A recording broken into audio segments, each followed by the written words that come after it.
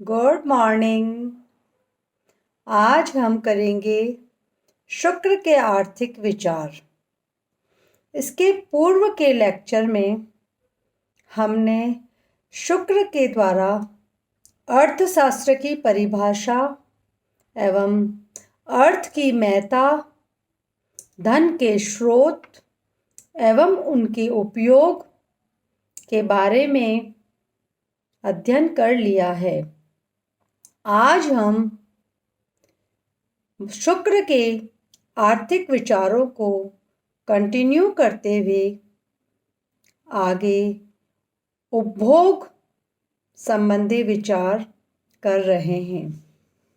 मनु ने उपभोग में केवल रोटी, कपड़ा और मकान को ही शामिल किया था, जबकि शुक्र ने रोटी, कपड़ा और मकान के अतिरिक्त शिक्षा एवं चिकित्सा को भी सम्मिलित किया है। अर्थात मनु और शुक्र दोनों में जो डिफरेंस है उपभोग के अंतर्गत, वह मनु ने केवल न्यूनतम उपभोग के अंतर्गत 3 मिनिमम नीड्स को ही सम्मिलित किया है और शुक्र ने 5 मिनिमम नीड्स की बात की है। अब हम शुक्र के द्वारा उपभोग को और विस्तार से देखते हैं या शुक्र के उपभोग संबंधी विचारों को विस्तार से देखते हैं।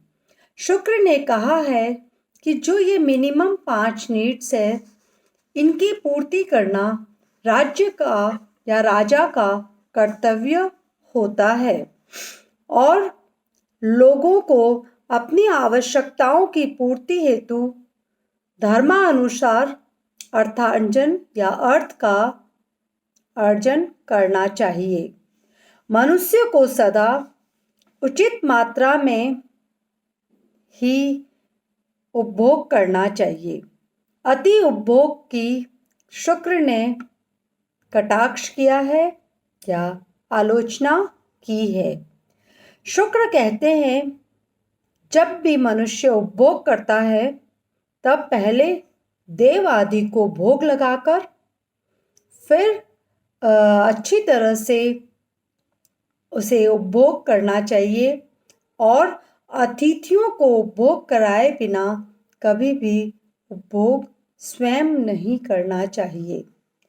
उपभोग के अंतर्गत मुख्य रूप से शुक्र ने 6 रसों से युक्त पदार्थों को सम्मिलित किया है, जिनमें है तिक्त, कटु, अम्ल, लवण, कषाय एवं मधुर। कहते हैं कि शुक्र जो है वह शाकाहारी भोजन के साथ साथ मिठाई युक्त भोजन को अधिक महत्व देते थे। शुक्र ने कहा है कि धान्य, वस्त्र, गृह, बगीचा, गौ, गज आदि तथा रथ के लिए, विद्या तथा राज्य आदि के उपार्जन के लिए, धन आदि की प्राप्ति के लिए तथा इन सब की रक्षा के लिए जो व्यय किया जाता है वह उपभोग कहलाता है। शुक्र ने उपभोग के अंतर्गत यदि किसी प्रकार का भय हो कि कहीं इसमें विष तो नहीं है, तो उसके लिए यह भी तय किया है कि किसे सर्वप्रथम उसे उपभोग कराया जाना चाहिए, तदुपरांत मनुष्य को उपभोग करना चाहिए। शुक्र कहता है कि मनुष्य के पास धन रहते हुए उसे कभी भी अपने सुखों को अकेले उपभोग नहीं करना चाहिए, दूसरों को साथ लेकर ही उपभोग करना चाहिए। कुछ उपदेश भी उपभोग के बारे में शुक्र ने दिए हैं कि उपभोग करते वक्त कभी भी मन से भी किसी का अहित नहीं सोचना चाहिए और कुछ ऐसी बातें हैं जिन्हें मनुष्य को सदैव अत्यंत गुप्त रखना चाहिए वे हैं धन, आयु, ग्रह के दोष, मंत्र, मैथुन, औसत, दान, मान और अपमान। भोजन कैसे करना चाहिए, जैसे राह चलते हुए या किसी पेड़ के नीचे, इस प्रकार के कुछ उपदेश मनु ने दिए हैं जो बहुत सामान्य से हैं। उसके बाद हम आ जाते हैं परिवार एवं पालन पोषण। मनु ने कहा है जब तक एक स्वामी गृह में या घर में रहता है तभी तक उसकी शोभा बनी रहती है। मनुष्य कुटुंब पालन के विषय में प्रयत्नशील नहीं रहता है तो वह जीवित रहते हुए भी मरे हुए के समान है।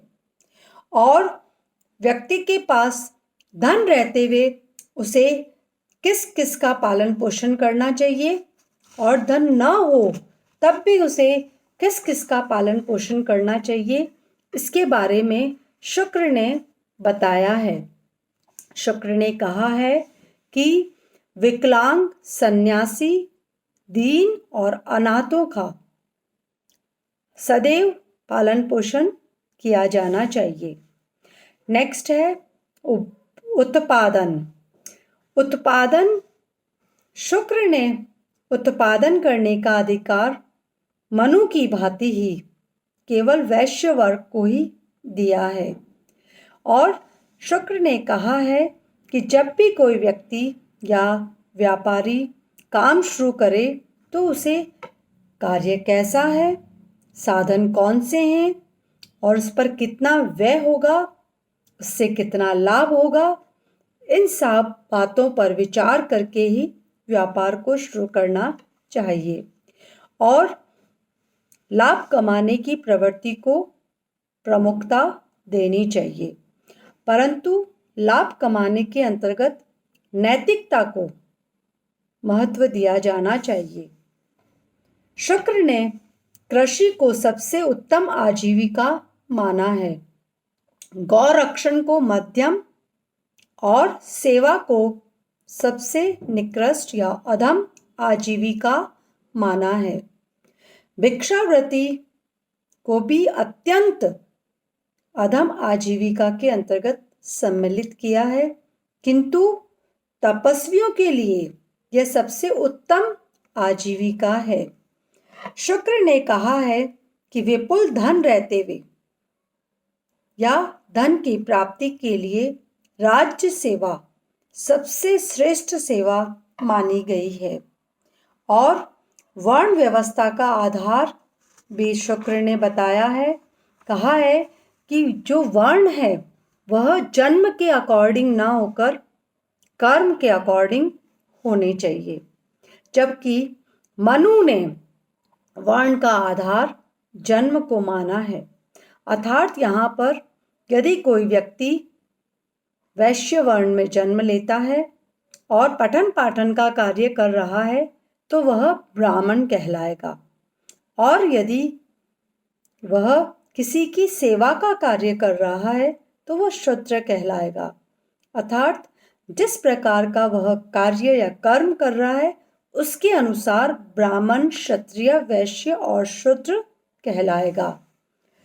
इसके अतिरिक्त शुक्र ने कहा है कि कर्मशील व गुण से मनुष्य सदैव ही पूजनीय होता है, जाति से नहीं। मनुष्य के कर्म की इम्पोर्टेंस को शुक्र ने बताया है कि मनुष्य को सदैव कर्म करते रहना चाहिए। इस संसार के अंतर्गत सुगति व दुगति के पीछे कर्म ही मुख्य कारण होता है, और कभी भी मनुष्य को भाग्य के भरोसे बैठे नहीं रहना चाहिए। भाग्य और पुरुषार्थ इन दोनों के ऊपर ही संपूर्ण जगत के कार्य निर्भर करते हैं, और इसके अंतर्गत पूर्व जन्म में किया गया कार्य आपका अगले जन्म के अंतर्गत भाग्य के रूप में भी काम आता है। कभी कभी व्यक्ति बहुत अच्छा कार्य करता है लेकिन फिर भी उसे उसका फल अच्छा नहीं मिलता है, ऐसा भी जैसे कि भाग्य क्यों ऐसा क्यों होता है, क्योंकि भाग्य उसके अनुकूल नहीं होता है। इसीलिए कहा जाता है कि जैसे राजा बलि जो थे, उन्होंने भी हरिश्चंद्र के यहाँ नौकरी की, तो यह उनका भाग्य ही था। उत्पादन करने का अधिकार शुक्र ने केवल वैश्य वर्ग को ही दिया है। आपत्ति काल के अंतर्गत ब्राह्मण और क्षत्रिय भी उत्पादन का कार्य कर सकते हैं, लेकिन शूद्र कभी भी उत्पादन का कार्य नहीं कर सकते हैं। भूमि को उत्पादन का मुख्य साधन माना है। कृषि को सबसे उत्तम आजीविका के रूप में माना है। उत्पादन के अंतर्गत यदि कोई कृषि के द्वारा उत्पादन का कार्य कर रहा है तो उसे सर्वश्रेष्ठ माना गया है। वन संपदा के अंतर्गत इन्होंने ये कहा है कि वनों के अंतर्गत जो भी पेड़ पौधे या वृक्ष लगाए जाते हैं वह भी उत्पादन का एक स्रोत होते हैं। पशुपालन को भी महत्व दिया है और अन्य व्यवसायों के अंतर्गत वस्त्र उद्योग, स्वर्णकारिता, शिल्पकारिता, संगीत, वकालत आदि को महत्व दिया है। मनुष्य को कार्य करने या कार्य क्षमता को बढ़ाने के लिए उन्होंने जिन बातों पर जोर दिया है वह है निंद्रा, तंद्रा, भय, क्रोध, आलस्य एवं दीर्घ सूत्रता। इनसे व्यक्ति को दूर रहना चाहिए, तभी व्यक्ति कार्य सफलतापूर्वक कर सकता है। और शुक्र ने यह कहा है कि उपभोक्ता के हितों की रक्षा के लिए राजकीय हस्तक्षेप जरूरी है, अर्थात राजा हस्तक्षेप करके उपभोक्ताओं की रक्षा करे, उपभोक्ताओं का शोषण न हो। आज के इस लेक्चर में इतना ही काफ़ी। Thank you.